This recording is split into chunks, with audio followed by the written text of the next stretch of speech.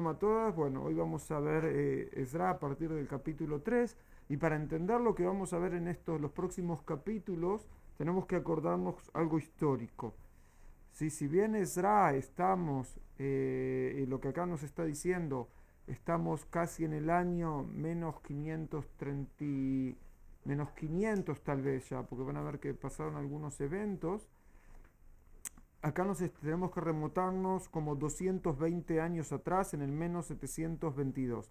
En menos 722 es destruido el reinado de Israel, ¿está bien?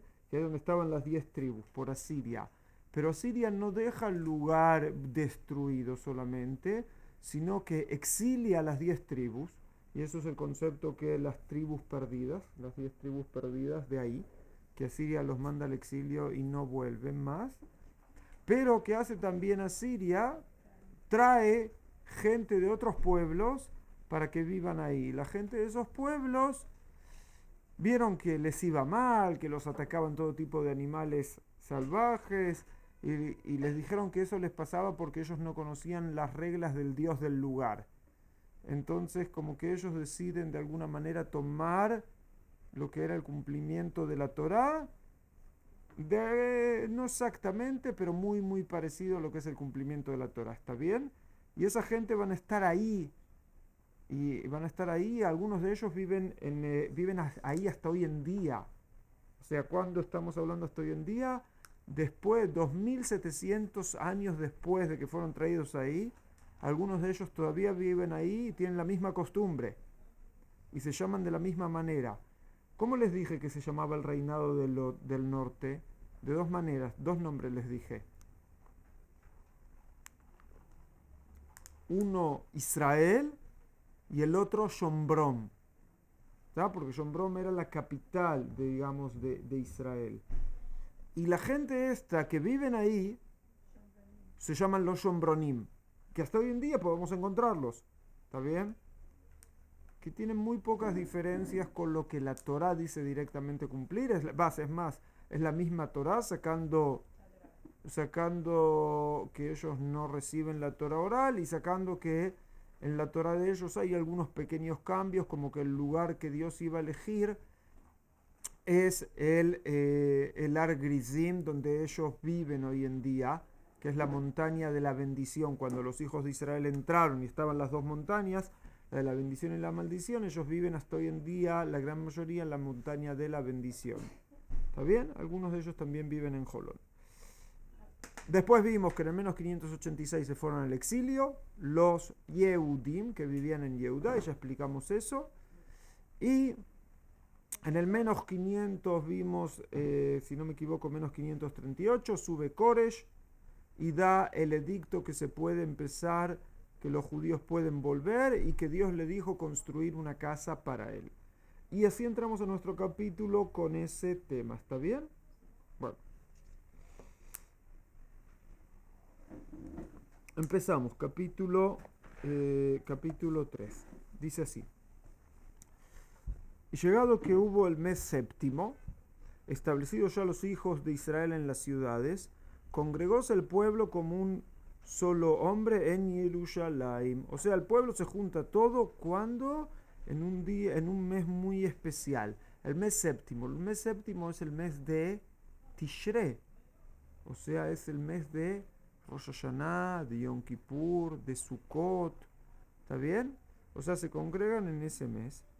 Entonces dice el Pasuk 2. Entonces se levantó Yeshua, que era uno de los líderes que habían participado en el retorno a Sion, hijo de Yotzadak, con sus hermanos los sacerdotes. O sea, viene Yeshua con los Kohanim y viene Zerubabel. ¿Quién era Zerubabel? ¿Se acuerdan? Era uno de los líderes, que él era descendiente de quién? Del rey de Yehudá, de Yehonías o Yehoiachim, ¿está bien?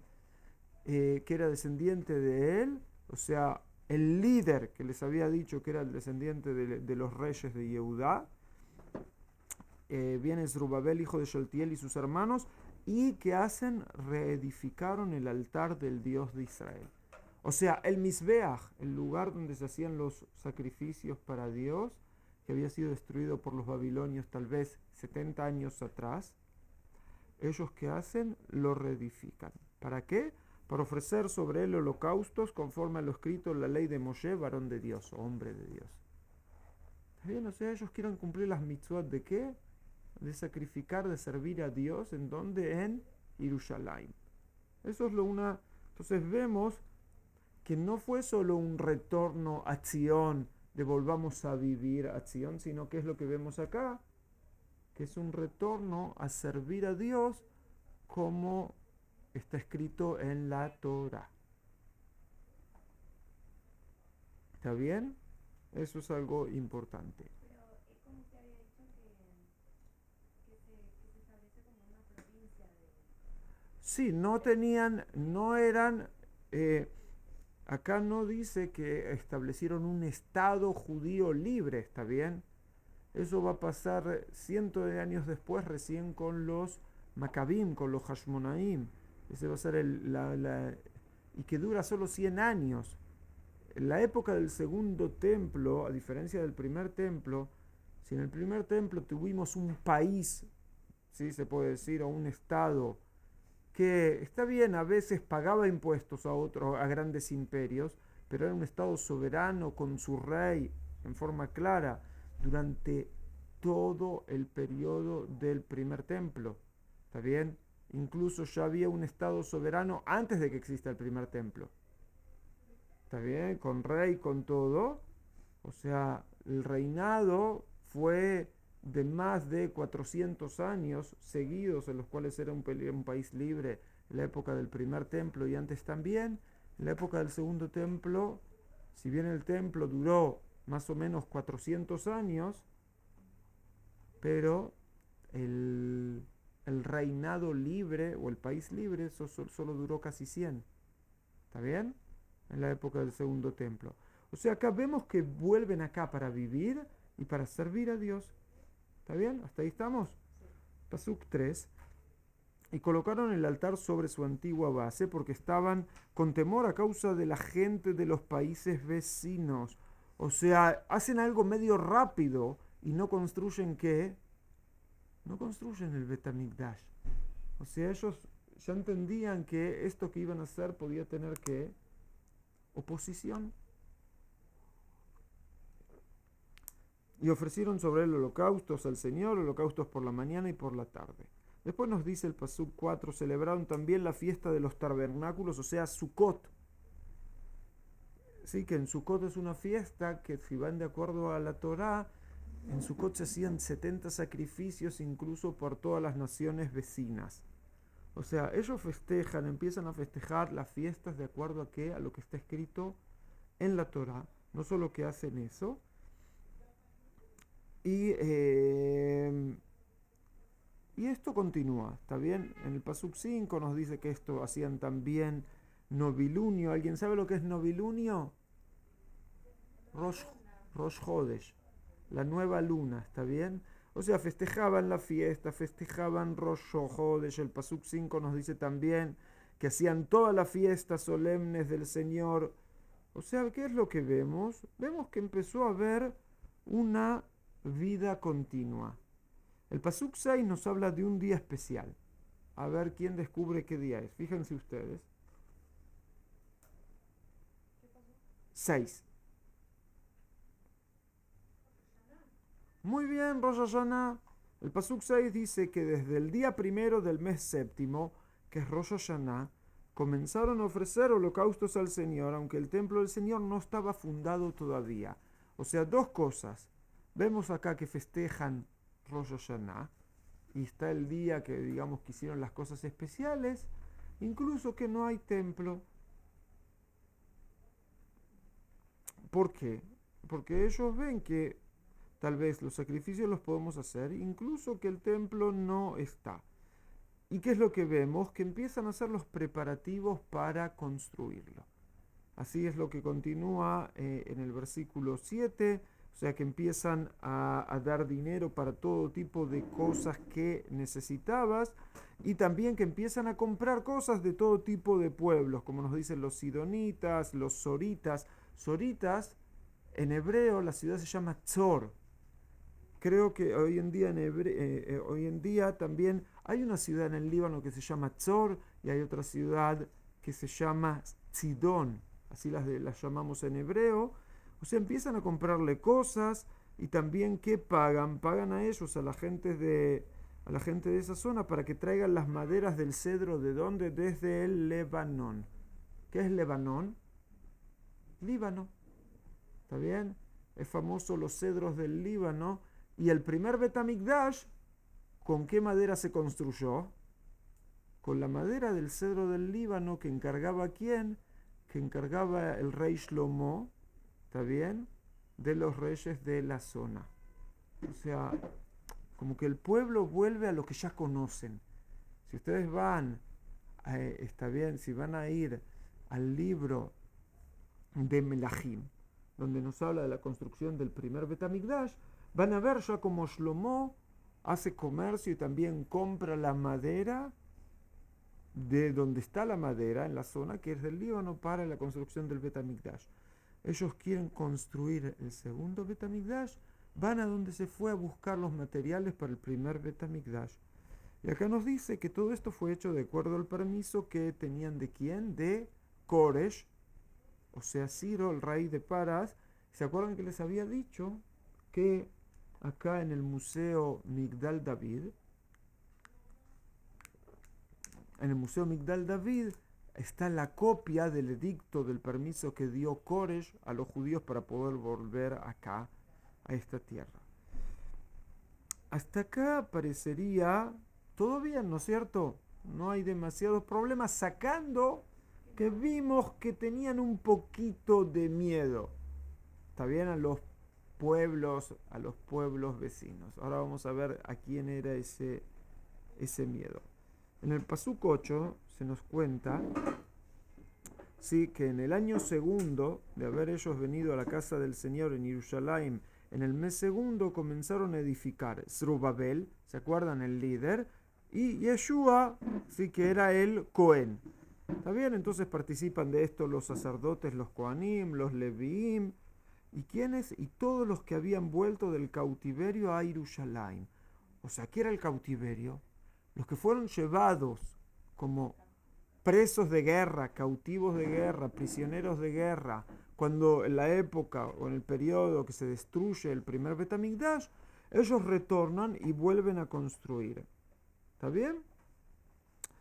Ahora, el pasuk que viene sigue con la misma información, nos dice todo tipo de preguntas, de cosas, y fíjense qué interesante el pasuk 10.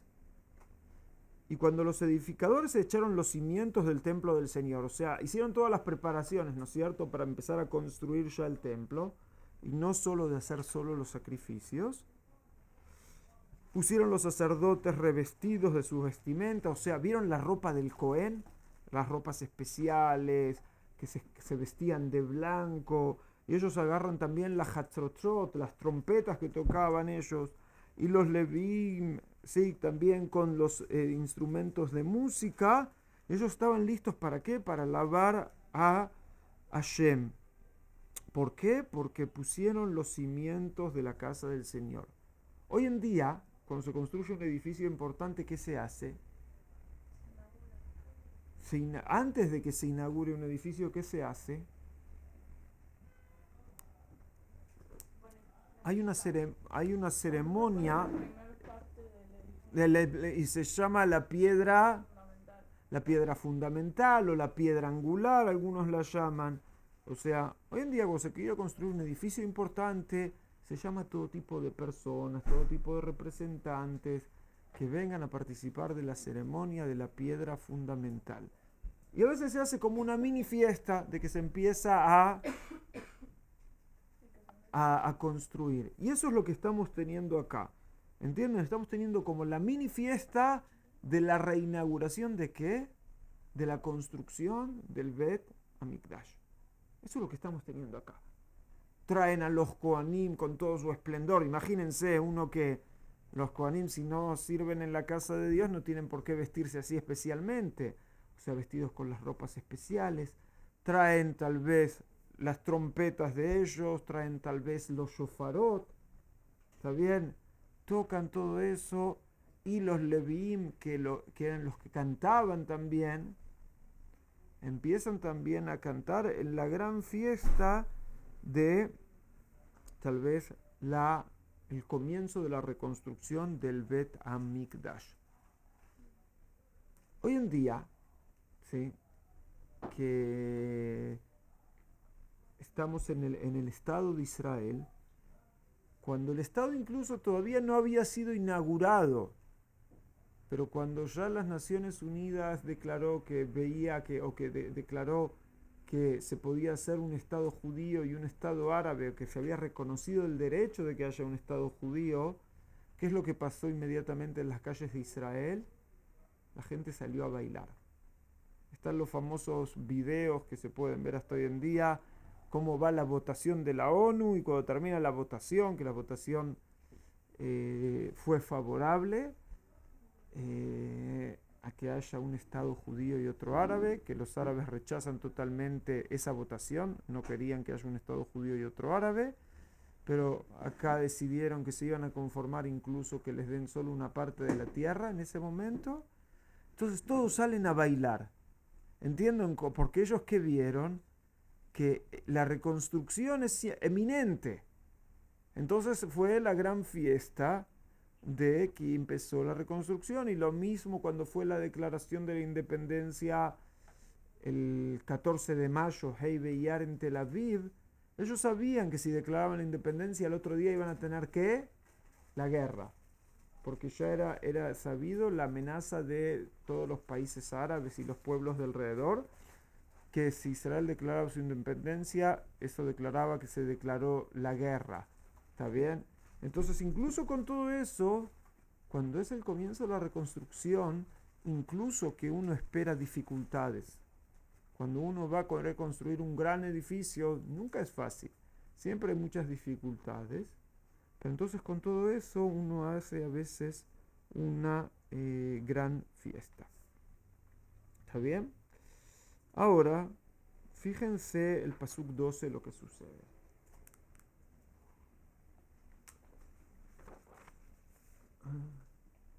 Antes del Pasuk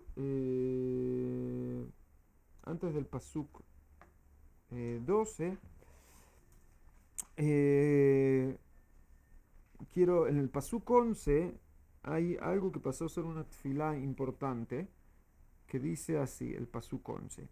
Y cantaron alabando y tributando acciones de gracias al Señor. O sea que ellos decían alel y agradecimientos a Dios. Y en hebreo dice Kitov ki leolam hasdo. En Shabbat a la mañana hay uno de los salmos, ¿sí?, de Teilim, que se llama Ki leolam hasdo. ¿Sí? Que se repiten un montón de veces Ki leolam hasdo, que sería, ¿sí?, que para siempre es su misericordia, o que algunos que traducen su misericordia es infinita. O sea, como que ellos cantaban, no sabían cómo agradecer. ¿Viste cuando alguien, o vieron cuando alguien les otorga algo y ustedes están enormemente agradecidos y ustedes quieren cantar y quieren agradecer? Así es lo que empezó a suceder ahí, que empezaban Kile Olam Hasdo, o sea que es infinita su misericordia, lo que él da hacia el pueblo de Israel. Y después continúa, dice, entonces todo el pueblo gritó con gran algazara, alabando al Señor con motivo de haberse echado los cimientos de la casa del Señor. O sea que el pueblo que agradecían, pero acá, ven, esto es lo que a veces se pasa cuando se traduce. Acá en español, en la traducción que ustedes dicen, ¿sí?, dice que todo el pueblo gritó con gran algazara, que no sé, mi español no es tan alto y no sé lo que es algazara. ¿Está bien? Pero cuando voy a hebreo, entiendo, dice, Erio truá gdolá. ¿Qué es truá? Cuando tocamos el shofar, ¿sí?, eso es la truá. ¿Está? Es como con una voz muy, muy, muy grande. Ellos agradecían a que fue inaugurada la casa, ¿sí?, del Señor. Ahora, el pasuk siguiente nos dice, empieza el pero. ¿Está bien? Hasta ahí la fiesta. Y siempre están los que vienen a arruinar la fiesta, cuando están todos contentos, ¿no es cierto? Siempre hay alguno que algo no le gusta. Entonces dice, pero muchos de los sacerdotes y de los levitas y de los cabezas de las casas paternas, o sea, de los jefes de las familias o los clanes que ellos, hombres ancianos, o sea, gente con experiencia,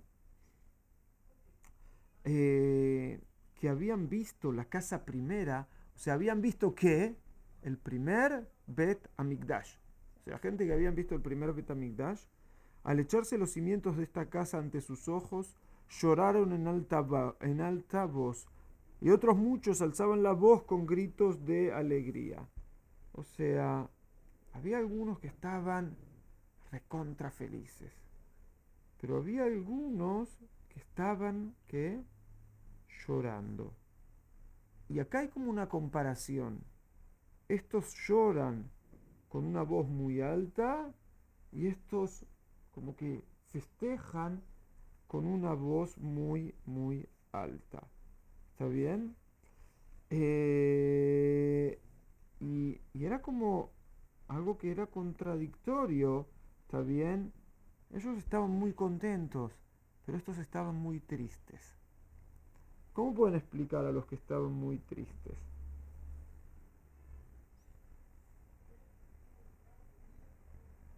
Y ellos eran los sombronitas. Habla más fuerte. Eran los sombronitas los que estaban No, tristes, ¿no? no. No eran los sombronitas los que estaban muy tristes. Dicen que eran parte de los ancianos y parte de los Kohanim y de los Leviim. ¿Sí? Pero la Knesset, ¿Qué? la Knesset era No entendí. tipo la Knesset Yodalá, No, no era la Knesset Gdulá. era el pueblo. Eran parte de los que participaban. No, no eran... no lloraban por una función especial que ellos tenían. Acá lo que está muy claro es que lloraban porque ellos habían conocido lo que era el primer Bet Hamikdash. Podemos dar varias hipótesis de por qué lloraban. Creo que en otro lado también lo explica, que cuando veían lo que era el segundo Bet Hamikdash o lo que iba a ser el segundo Bet Hamikdash, comparando con lo que era el primer Bet Hamikdash, daban ganas de llorar. Pueden llegar a ser, está bien, están construyendo, pero por otro lado pueden llorar por todo lo que sucedió o por todo lo que hubo que pasar para poder volver a servir a Hashem, ¿no es cierto? Con un templo, con un Bet Hamikdash. Y tal vez otra cosa más que se puede llegar a decir es eh, ¿por qué tuvimos que sufrir tanto? ¿Está bien? ¿Por qué tuvo que morir tanta gente para que aprendamos la lección? ¿Está bien? Eso es algo de las cosas que a mí se me ocurren, de que se pueden llegar a decir. Y acuérdense, ahora esto no lo hacían en un reinado libre, otro motivo tal vez para llorar. El primer templo cuando se construye era el momento tal vez más alto del pueblo de Israel, del punto de vista cómo estaban como nación, cómo estaban como territorio, la fuerza que tenía el rey Shlomo, que venían de otros reinados a verlos, que todos querían hacer pactos con él. Y ahora cuando están construyendo el Bet Hamikdash, lo están construyendo porque un rey les hizo un favor de que les dio el permiso. ¿Entienden? Como que el primer Bet Hamikdash se construye sintiéndote en el nivel más alto. Cuando el segundo se construye que otro te hizo un favor y te está dejando tal vez hacer, o pueden llegar a entender de que como hoy nos deja, tal vez mañana no nos deja, y ahora vamos a ver enseguida cómo ya llega ese mañana, en el cual los trabajos por el Bet Hamikdash van a quedar estancados. ¿Está bien?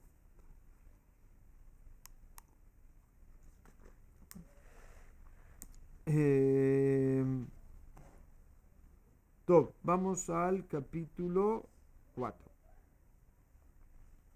El capítulo 4 nos habla que oyeron los adversarios de Yehudá y Binyamin. O sea que Yehudá y Binyamin eran las dos tribus también enteras, que tal vez las tribus que se fueron, que se habían ido. Y se acuerdan, habíamos hablado de Mordejai, que era Ish Yehudí, que en Megilat Esther dice Ish Yehudí Ayá Mordejai, sí, Ben Kish Ben Shimi. Después dice toda la ascendencia de Mordejai y al final nos dice Ish Yemini. Entonces es Ish Yehudí o Ish Yemini. Y habíamos visto que Mordejai era de la tribu de Benjamín, pero que había sido exiliado del estado del país de Yehudá. Entonces acá nos dice que los adversarios de Yehudá y de Benjamín oyeron que los que volvieron, que los vueltos de la cautividad estaban reedificando el templo para el Señor Dios de Israel. Y se llegaron a Zerubabel y a los cabezas de las casas paternas y les dijeron, ¿se acuerdan Zerubabel que era el líder? ¿Está? El líder descendiente del rey de Yehudá. Vienen los adversarios y le van a decir a él y a los jefes de familia, dejad que nosotros edifiquemos con vosotros, pues lo mismo que vosotros, nosotros serviremos a vuestro Dios. ¿Saben qué? ¿Ustedes quieren construir el templo? Vamos a hacerlo juntos. ¿Está bien? Pero acá, ¿cómo son ellos identificados, esta gente? Como adversarios.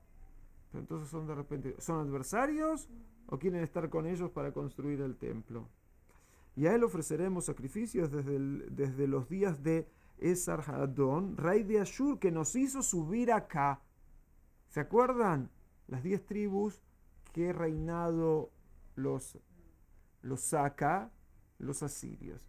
Entonces ellos vienen y dicen, ¿quién nos trajeron acá? Los asirios. Estamos acá desde la época de los asirios. Ahora empieza un desafío de liderazgo para Zerubabel y para Yeshua, a ver qué es lo que ellos iban a hacer, ¿no es cierto? Están viniendo esta gente que viven ahí y quieren sumarse. Nosotros a ellos hoy en día se los llama Shombronim, de acuerdo a la Mishnah los llamaban Kutim, ¿está bien? ¿Estos son los que les fueron a hablar a los que construían? Sí. O sea, los Shombronim, lo que hoy en día nosotros llamamos Shombronim, van a hablar con los que construyen y dicen, vamos a construir juntos. Y el Pasuk 3 nos dice, pero Zerubabel y Yoshua y los demás cabezas de las casas paternas de Israel les respondieron, nada tenéis vosotros que ver con nosotros en el asunto de edificar casa para el Dios nuestro, sino que nosotros solos la edificaremos para el Señor Dios de Israel como nos tiene mandado el rey Koresh, rey de Persia. O sea, acá hay un rechazo. ¿Está bien? Acá se ven distintos. No somos los mismos pueblos, tal vez dicen. Ustedes son algo, nosotros somos otra cosa. Y el rey de Persia nos dio permiso para hacer esto. Y acá ya se nos habla de alguien interesante que lo conocemos de otro lado. Y en el reinado de Ahasverosh. ¿Dónde lo conocemos a Ahasverosh? De Megilat Esther, ¿está? Que era el rey de dónde, el emperador de dónde, de Persia. ¿Está bien? O sea que ya vemos que Koresh, ¿sí? Ya no estaba.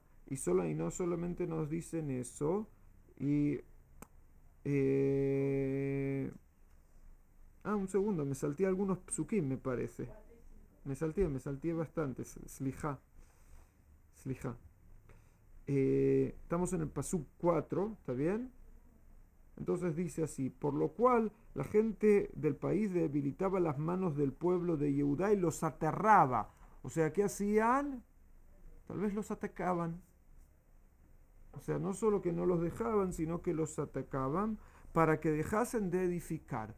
O sea, los Shombronim no querían que ellos edifiquen ahí y tal vez los atacaban. Y no solo eso, sino que los Shombronim, dice acá, tomaron también a sueldo contra ellos consejeros. ¿Está bien? ¿No es cierto? Todos los reyes tienen yoatzim, tienen gente que los aconseja. Bueno, vayan a hablar, sí, el consejero del rey, sobre todo en la época antigua, tal vez tenía mucho poder, porque el rey, sí, no había a veces demasiado de dónde sacar la información de lo que sucedía.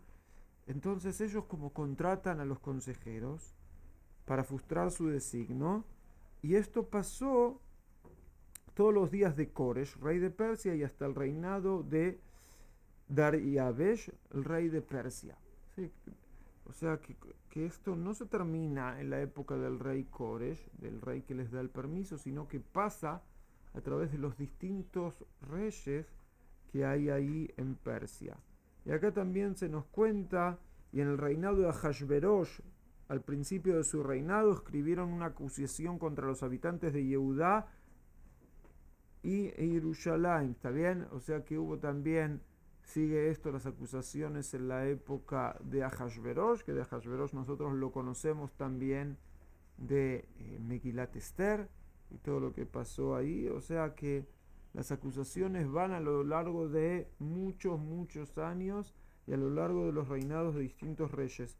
Yo también me fijé una tabla de los reyes, de la cronología histórica de los reyes de Persia. Lo que acá nos traen es de acuerdo a la dinastía de ellos, pero había otros reyes en la mitad.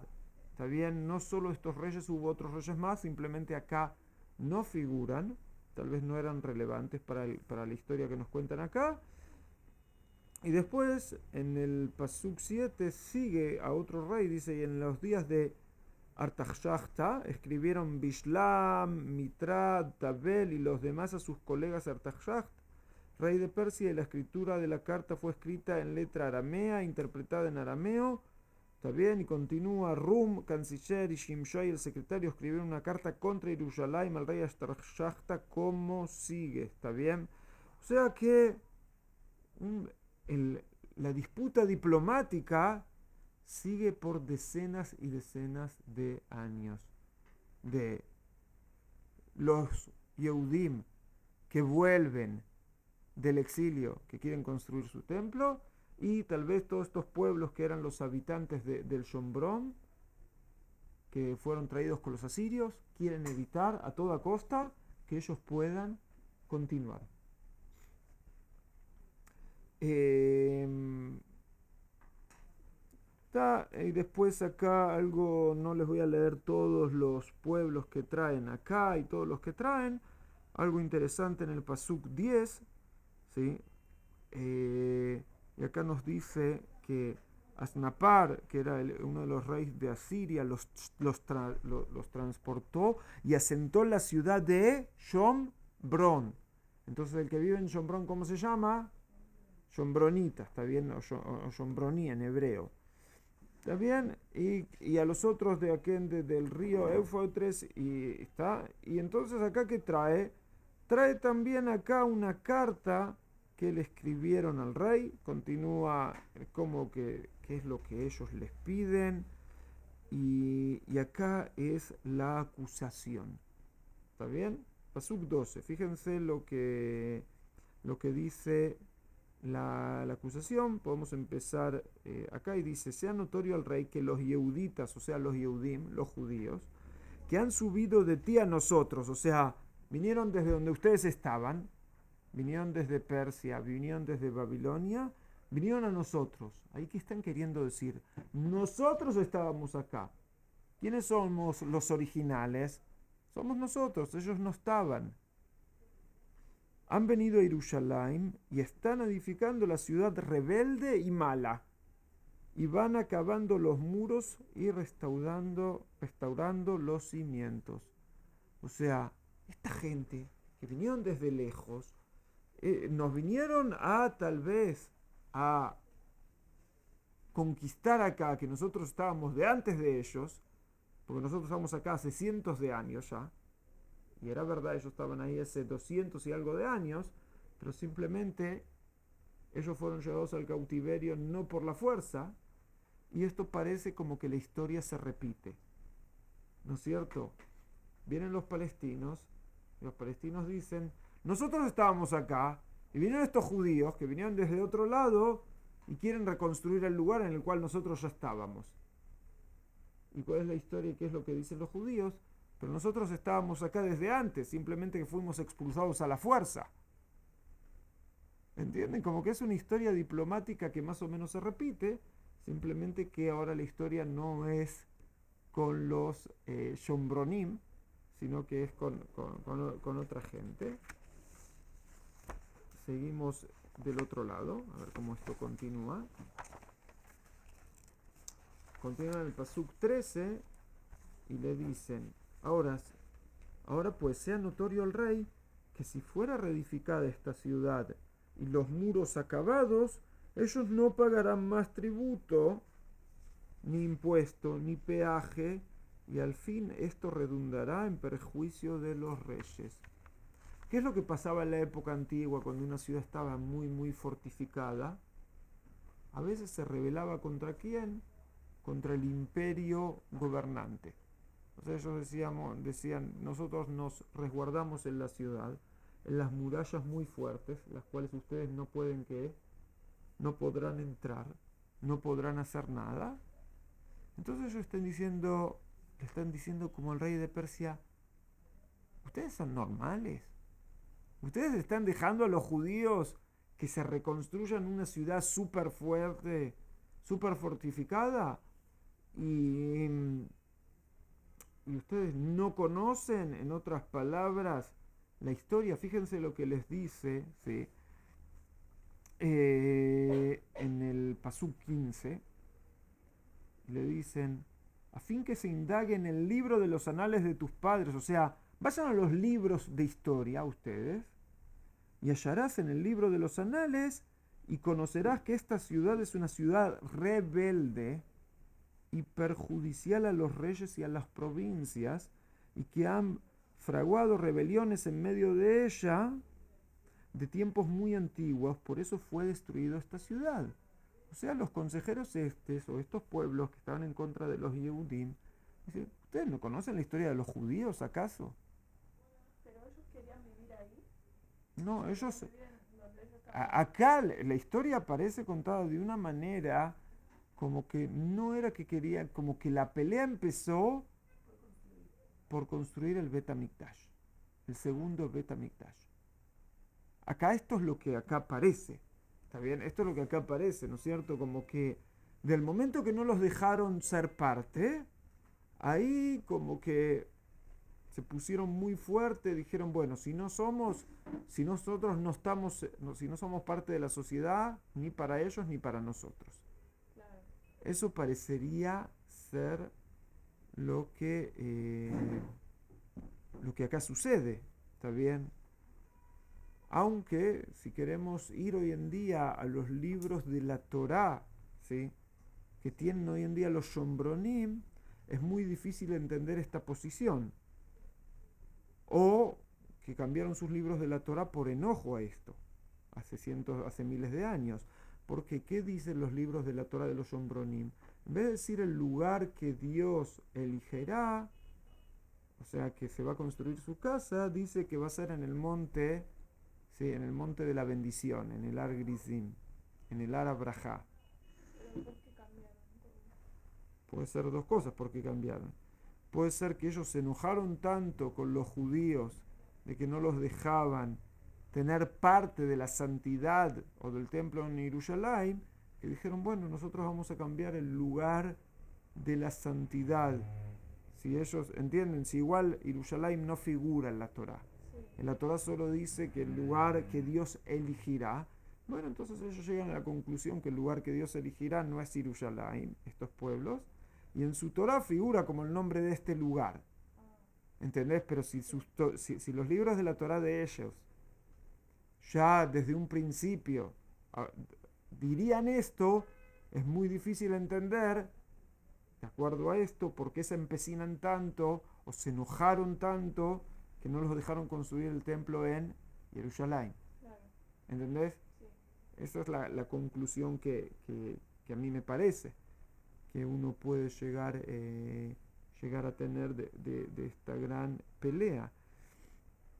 Y es muy interesante también porque, digamos, la manera que ellos utilizan para querer convencer suena sumamente que lógica. Es totalmente lógico lo que le quieren ellos decir. ¿Está bien? Y entonces pueden llegar a convencer muy fácil. ¿Está bien?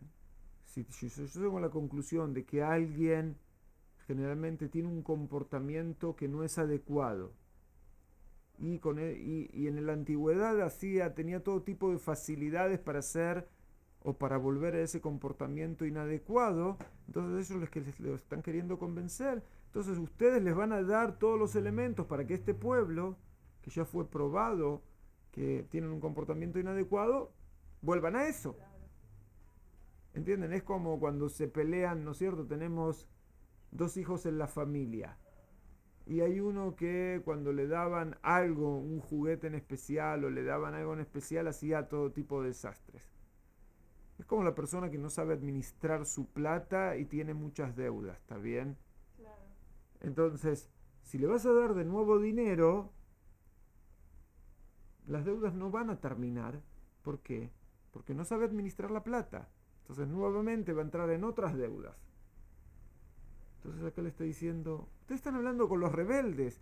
Si ustedes le van a dejar que su ciudad sea una ciudad fortificada, nuevamente van a tener razón para ser rebeldes. ¿Está bien? Incluso en el pasuk 16, como que ellos de alguna manera, como que incluso se comprometen a lo que ellos están diciendo. Y ellos como ven acá en el pasuk 17, como que ellos dicen que ellos certifican o advierten al rey que si la ciudad va a ser reedificada y los muros acabados, resultará que no quedará para ti porción alguna aquende al río. O sea, ¿qué le están diciendo? Que del otro lado del río, o sea, si vas a pasar del lado, tal vez, yo creo que se refiere acá al río. Un segundito, que quiero estar seguro de lo que les digo. A mí me parece que acá, que como vi antes, se trata de decir que del otro lado del río, que a veces puede llegar a decir del otro lado del Éufrates, que vi en otros comentarios. O sea, vos vas a quedar en tu lugar, pero ellos van a empezar por fortalecer el lugar, pero después van a empezar una rebelión total en toda la región. Del momento que Jerusalén no va a poder ser conquistada, la rebelión va a ser una rebelión total, y eso es lo que te va a suceder. ¿Está bien? Eso es lo que ellos le están queriendo advertir de alguna manera. Y ahora viene la contestación, ¿está bien? La contestación que les mandan los reyes.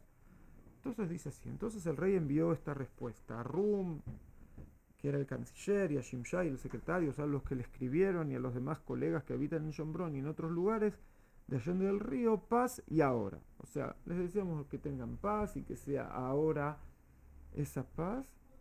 Y dicen lo siguiente: la carta que nos enviaste ha sido claramente leída delante de mí. O sea, tomo en cuenta lo que ustedes me enviaron.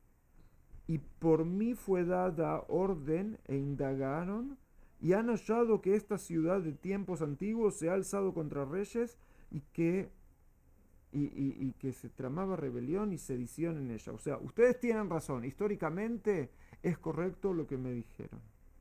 También que ha habido reyes poderosos en Jerusalén que han tenido señorío sobre todo lo que hay de allende el río. A mí me parece que habla acá del río del Yardén, ¿está bien? Que no del Éufrates, que habla del Yardén, y que tributo, impuesto y peaje se les daba a ellos. O sea, no solo eso, que eran rebeldes, en una época ellos eran un imperio que también conquistaban. y que también les pagaban a ellos todo tipo de impuestos. Ahora pues, dad orden de hacer cesar a aquellos hombres y que esa ciudad no se edifique hasta que por mí sea dada orden a tal efecto. Si yo no doy la orden, no se va a seguir edificando y construyendo Jerusalén. Y tened cuidado que no seáis negligentes en esto, pues, ¿por qué ha de crecer el daño en perjuicio de los reyes? ¿Está bien? Entonces acá que vemos, que acá nos dice a continuación que el que envió esta carta fue Artaxerxes, fue el rey, o sea, mucho después ya de Koresh. Y acá como que los que acusaron a Jerusalén obtuvieron lo que querían, y al final del pasuk 23 nos dice, y los hicieron cesar a fuerza y poder. Y el pasuk 24 termina acá el capítulo, con lo cual cesó la obra de la casa de Dios que está en Jerusalén y quedó suspendida. ¿Tá? Y nos dice hasta cuándo, hasta el año segundo del reinado de Dariabesh, rey de Persia. O sea, el rey que mandó a parar los trabajos, Artaxerxes, se ve que lo convencieron totalmente y durante toda su vida el templo no siguió construyéndose. ¿Entienden? Entonces, ¿qué tuvimos hoy? Tenemos la gran fiesta, la piedra fundamental, los festejos de unos, los llantos de otros, los que recordaban eso, los que quieren ser socios, los que van a ser rechazados, que se ve que tenían otras tradiciones y otro comportamiento. No hablamos de por qué, tal vez no entramos a muchas razones de las por cuales ellos fueron rechazados, pero se ve que ellos fueron rechazados porque no los consideraban judíos. Tal vez más adelante profundicemos un poco más en eso. Los que fueron rechazados tienen todo ese rencor, primero atacan, hacen como actos de terrorismo para los que querían construir y no se conforman con los actos de terrorismo que querían hacer, empiezan también con diplomacia internacional. Es increíble, parece que la historia se repite. Mamás. Pero es terrible, ¿no es cierto? Hay como una carta internacional que los judíos pueden volver a su tierra. Los judíos quieren empezar a construir o empiezan a construir. Están los que se oponen y hacen todo tipo de ataques para evitar la construcción. Cuando la construcción no puede, si no la pueden detener por los ataques que ellos hacen, tratan de usar la diplomacia internacional. Y a veces la diplomacia internacional vemos que logra cesar los trabajos de construcción y reconstrucción. ¿Verdad? En parte no es exactamente lo mismo, pero tiene demasiadas cosas que son muy parecidas. Y interesante que, ¿no es cierto?, que el movimiento que hace, que bregó, que intentó, que hizo todas las cosas para que se vuelva a Israel hoy en día se llama el sionismo. Y este periodo, el que estamos estudiando, cuando volvieron la época del segundo tiempo, se llama Shivat Zion.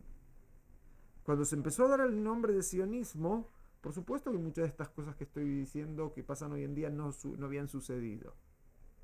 Pero vemos que acá hay muchas cosas muy parecidas y bueno, hoy vamos a terminar acá en el momento que cesaron los trabajos y terminamos el capítulo 4 de Ezra. ¿Tá? Bueno, está acá por ahí. Una pregunta. ¿Cuánto tiempo pasó entre que pusieron la piedra y cesó? ¿Cuánto tiempo pasó entre... Acá no nos dice... Acá no nos dice, pero tal vez con una tabla comparativa de los reyes podemos llegar a ver, yo creo que son varios años. ¿Está bien? Sí, Belén. Pregunta. Bueno, nada, porque quería saber si lo del rey que los dejó fue como poco tiempo después o fue muchos años hasta que... Al final de su reinado fue otro rey. Sí, no, es el mismo, estamos hablando del mismo imperio. Todos estamos hablando del imperio persa, pero estamos viendo que pasaron distintos reyes por las dinastías. Nos fue hablado de Koresh, fue hablado de, también nombraron a Hashverosh, también fue nombrado Artaxerxes y ahora llegamos a Dariabesh, que creo que en español Dariabesh se dice Darío. No sé si habrán escuchado el rey Darío, que era el rey persa. ¿Está bien? Bueno, entonces esto es lo que llegamos. Y bueno, la próxima vez seguiremos capítulo 5.